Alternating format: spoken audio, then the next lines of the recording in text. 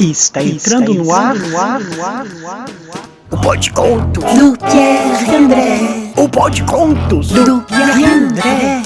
O Pode Contos do Pierre André. O Pode Contos vai começar agora, vai sim.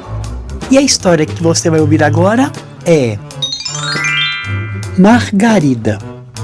Texto e ilustrações de André Neves. Editora Abacate. Margarida era jovem e mimosa.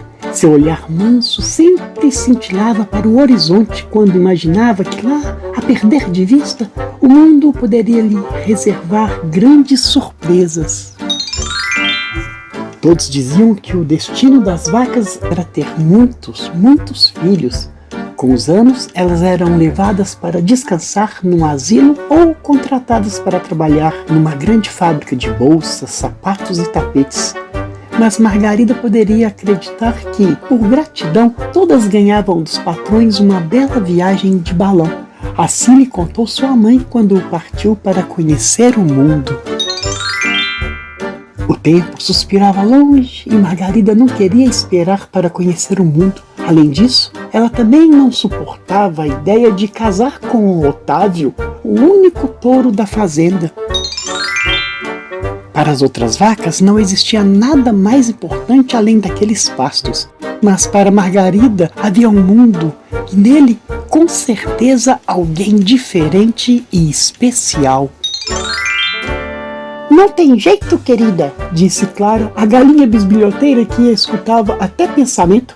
A fazenda é enorme e depois daquele horizonte onde o sol dorme e acorda todos os dias, existem cercas. Aquilo era uma verdade. Se pelo menos você pudesse voar, disse Cibele, uma mosca mequetrefe que adorava pousar nas narinas úmidas dos animais. Margarida tentou voar, mas sem asas e sem balão, realmente era impossível.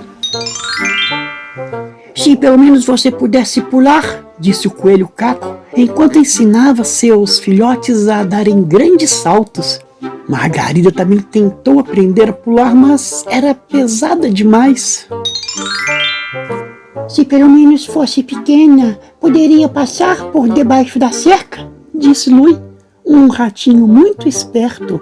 Mas pequena Margarida tinha certeza que não era. Se você fosse forte como eu, quebraria a cerca, disse Otávio com ar galanteador.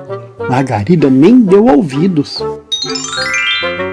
Se você caminhar por toda a fazenda, poderá encontrar uma saída. Esse foi Aurélio, um sábio jabuti que dava bons conselhos. Há sempre uma cerca quebrada ou uma porteira aberta. Isso mesmo, disse Margarida e partiu. Seu caminhar lento ressaltava o silêncio do campo. A planície era verdejante e o sol ardia. Margarida, porém, não se cansava. Andou quilômetros até encontrar uma cerca. Pouco tempo depois apareceu à sua frente um longo espelho luminoso. Era um rio que cortava a fazenda. A cerca descia até sua margem, recomeçando lá do outro lado. O mundo era completamente livre para o rio seguir seu curso e molhar o mundo. Margarida ficou encantada. Naquele momento desejou ser como a água. Margarida uma vez escutou que todos os animais nasciam sabendo nadar, mas preferiu não arriscar.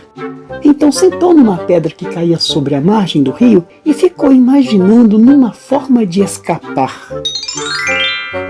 Bem sabe ela que lá fora a vida ninguém segura, mas do lado de cá nada podia fazer. E antes que uma tristeza transbordasse de seus olhos, o rio revelou algo surpreendente.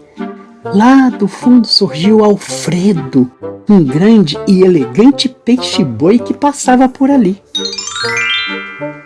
Nem é preciso dizer que foi amor à primeira vista. Eles se olharam e suspiraram, e não demorou muito para Margarida decidir. Alfredo, eu quero ficar com você para sempre.